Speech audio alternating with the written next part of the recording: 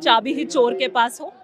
ना हिंदू खतरे में है, ना मुसलमान खतरे में है, हिंदुस्तान खतरे में है, संविधान खतरे में है, किसान खतरे में है, लोकतंत्र का विमान खतरे में है, आपकी पहचान खतरे में है और आज अब मतदान खतरे में है। इसलिए आप देख सकते हैं कि इतनी बड़ी भीड़ एक समय साक्षी के रूप में आज रामलीला मैदान में हुंकार भर रही है राहुल गांधी जी के लिए। मैं आपको ये बताना चाहती हूँ कि संसद में प्रधानमंत्री जी ने पहले दिन ये कहा था कि विपक्ष ड्रामा कर रहा है। कांग्रेस ड्रामा नहीं करती है, कांग्रेस ज्वलंत मुद्दों के लिए संघर्ष करती है। बात करनी थी जरूरी, सो हुए हैं हाजिर, कत्ल करने के इरादे से नहीं आए हुए। जब सारे जुमले मोदी जी के फेल हो गए, अच्छे दिन आने का उनका जुमला, मोदी है तो मुमकिन है, मैं देश नहीं बिकने दूंगा, सब कुछ बेच दिया, एक पेड़ माँ के नाम, पूरा जंगल अडानी के नाम। बीजेपी का नया मूल मंत्र है, ये देश अडानी के लिए, ये देश अडानी के द्वारा।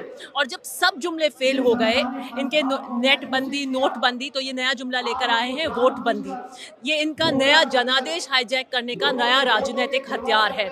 लश्कर भी तुम्हारा, सरदार भी तुम्हारा, ज्ञानेश कुमार भी तुम्हारा और इसी कारण आज बिहार भी तुम्हारा।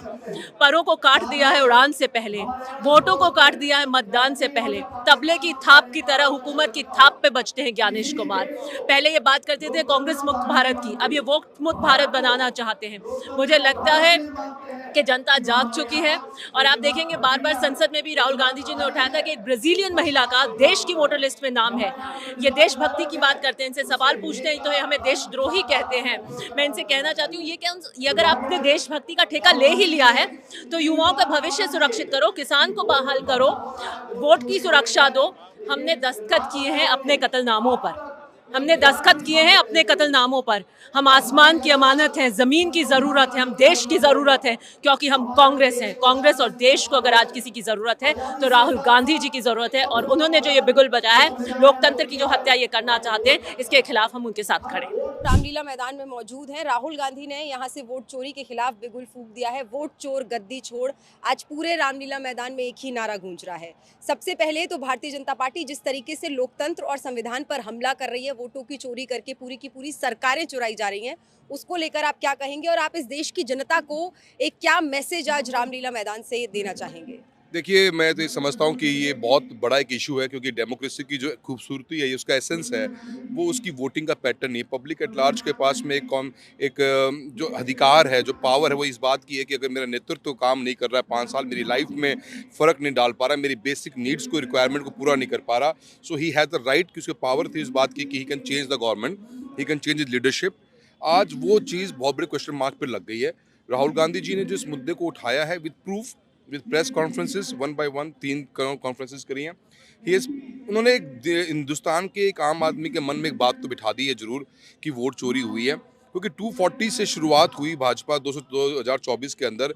अचानक ऐसा क्या कर दिया आपने एक साल के अंदर? कितना बड़ा परिवर्तन देश में देखने को मिल रहा है, state by state clean sweeping हो रही है। तो मैं समझता हूँ कि ये बहुत बड़ा इशू है कंट्री के अंदर। आज हम जो गवर्नमेंट, जो पब्लिक एट लार्ज ने बीजेपी को एक मौका दिया था, जिससे उम्मीदें थी, उन उम्मीदों पे तो आज खरे उतरे नहीं आप। और आपने पूरा diversion of the thought process जो पब्लिक एट लार्ज का है, वो टुवर्ड्स इमोशंस कर दिया है। और you are starting managing the system, क्योंकि सिस्टम पर आप काबिज हो गए हो। इंस्टीट्यूशन बाय इंस्टीट्यूशन कॉम्प्रोमाइज़ हो रहा है। मैं समझता हूँ फ्यूचर हमारी कंट्री का is not in the safest hands possible जो होना चाहिए था।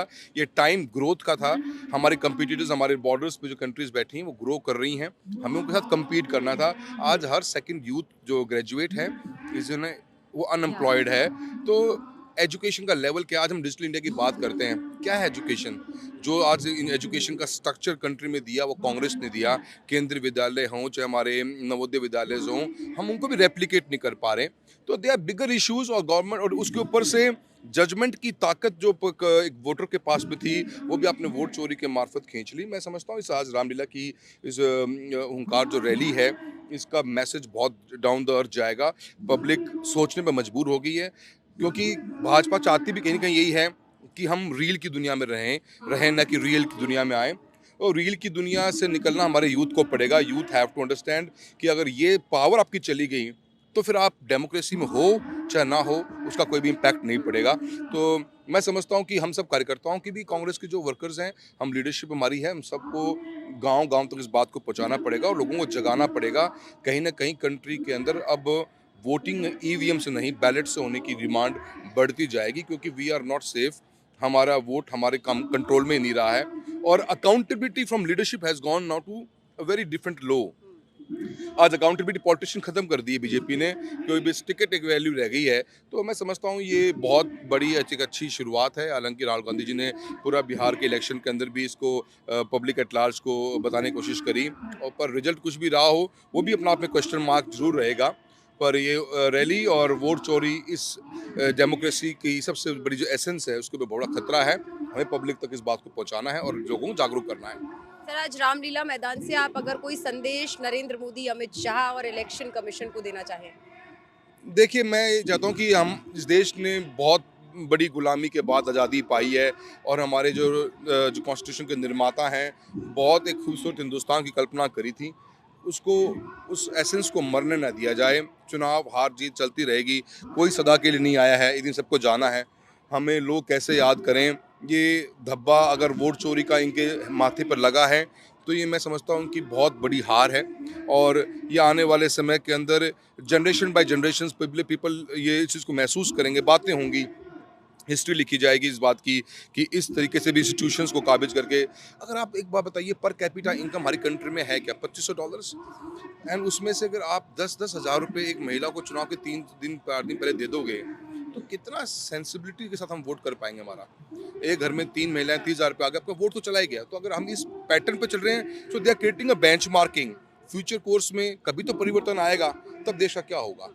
तो हम समझते हैं कि ये उनके लिए मैसेज तो यही है कि पब्लिक के मन से ये बहम या ये सच्चाई, ये जो ये मन में विचार आ रहा है, इसको कैसे मिटाना, ये गवर्नमेंट का और इलेक्शन कमीशन का बहुत बड़ी जिम्मेदारी है। They should come out clean with this. Sir, आपने इसे 10,000 वाली जो बात की है उससे अभी एक रिसेंटली एक रिपोर्ट आई है जिसमें ये कि 10,000 जो सरकार ने बिहार में दिए थे उसकी वजह से बिहार के लोगों पर अब 27,000 का कर्जा चढ़ गया है प्रति व्यक्ति पर, और पेंशन्स भी उनकी लटक सकती हैं। मतलब आर्थिक तंगी से जूझ सकता है बिहार आने वाले दिन। भारतीय जनता पार्टी जब सरकार में आई थी तो उन्होंने रेवड़ियों की बात कही थी, बहुत बड़ी बात कही थी। लगा था लोगों को कि यार एक नई थॉट ऑफ पॉलिटिक्स आ रही है जहाँ पे डेवलपमेंट एक एजेंडा होगा, जहाँ पे पॉलिसीज और नई स्कीम्स एजेंडा होंगी, बल्कि पब्लिक एट लार्ज को लुभाने के लिए रेवड़ियाँ नहीं बांटी जाएंगी।